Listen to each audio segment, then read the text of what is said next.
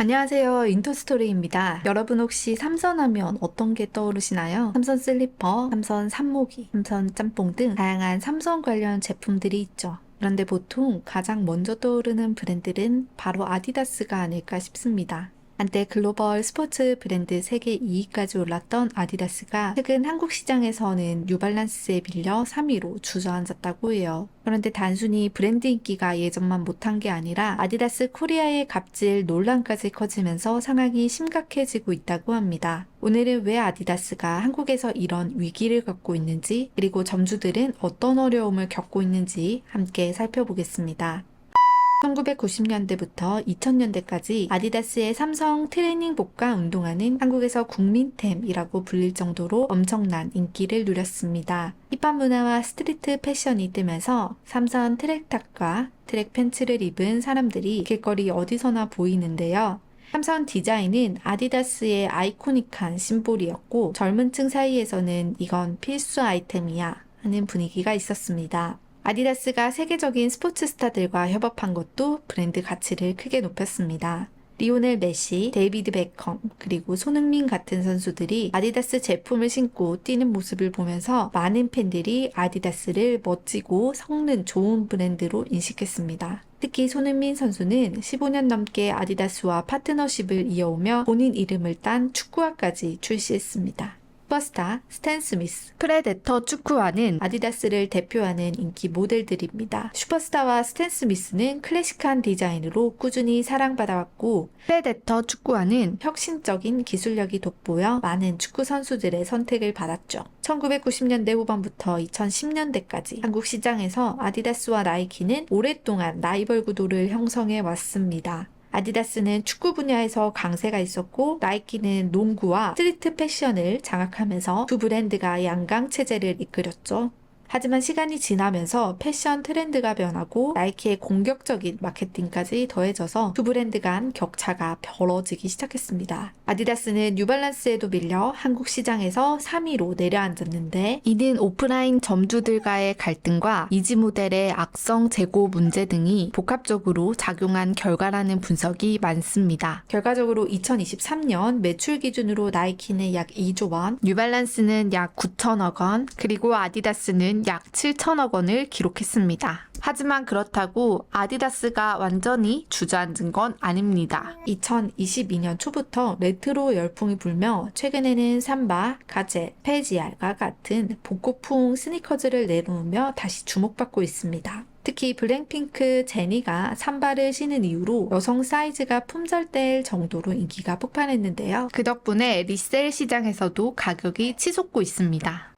그런데 이렇게 인기 있는 제품들이 주로 온라인이나 본사 직영점에만 판매되고 있어서 가맹 점주들이 물건을 거의 공급받지 못하는 상황이 발생하고 있다고 합니다. 소비자 입장에선 인터넷에서 사면 되지 라고 생각할 수 있지만 오프라인 매장을 운영하는 점주들은 생존이 달린 문제입니다. 2022년 1월 아디다스 코리아는 글로벌 전략을 반영한 퓨처 파트너 정책을 발표했습니다. 이 정책의 골자는 온라인과 직영점 중심으로 판매 구조를 재편하고 기존 오프라인 가맹점을 대거 정리하는 것이었습니다. 문제는 인기 제품을 본사 직영점과 온라인 채널에서만 팔고 가맹점에서는 이 인기 재고만 떠넘긴다는 점입니다. 게다가 퓨처 파트너로 선정되지 못한 매장들은 2025년 6월까지 차례로 폐점하라는 통보를 받았죠. 결국 2022년 이후 100곳 이상이 계약 종료로 문을 닫았고 매장 운영을 위해 9억에서 10억 원씩 대출을 받았던 점주들 중에서는 7명 이상이 파산하기도 했습니다. 점주들은 장사도 어렵게 하는 데다 재고만 쌓이고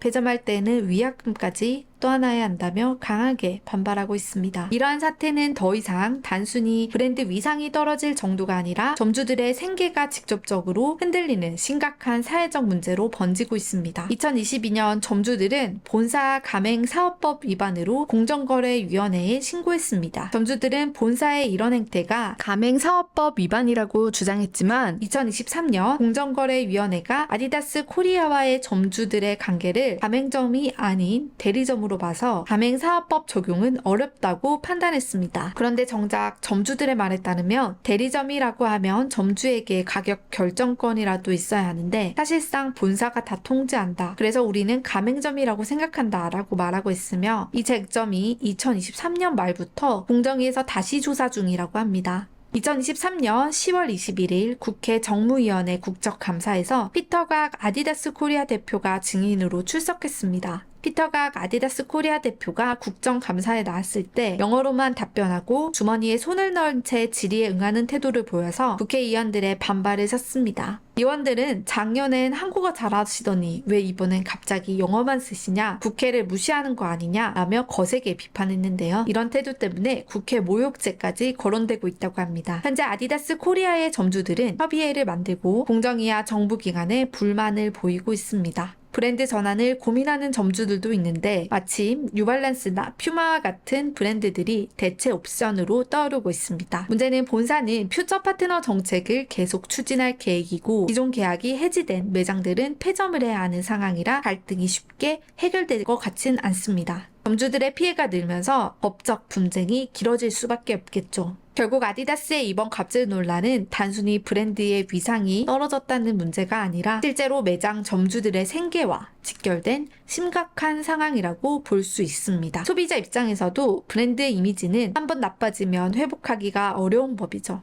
공정위가 이 사안을 어떻게 판단하느냐에 따라 점주들의 피해가 어느 정도 구제될 수 있을 텐데 아직 갈 길이 멀어 보입니다. 아디다스 역시 오랜 기간 사랑받아온 브랜드인 만큼 점주들과의 관계를 회복하지 않는다면 소비자 신뢰도에서 큰 타격을 입을 가능성이 높다고 생각합니다. 여러분은 어떻게 보시나요? 아디다스가 추진하는 판매 구조 변화, 그리고 점주들이 겪는 어려움에 대해 의견이 있으시다면 댓글로 꼭 남겨주세요. 구독해주시면 빠르게 다음 영상도 만나보실 수 있습니다. 더 알차고 재미있는 이야기로 다시 돌아올게요. 지금까지 인터스토리였습니다. 시청해주셔서 감사합니다.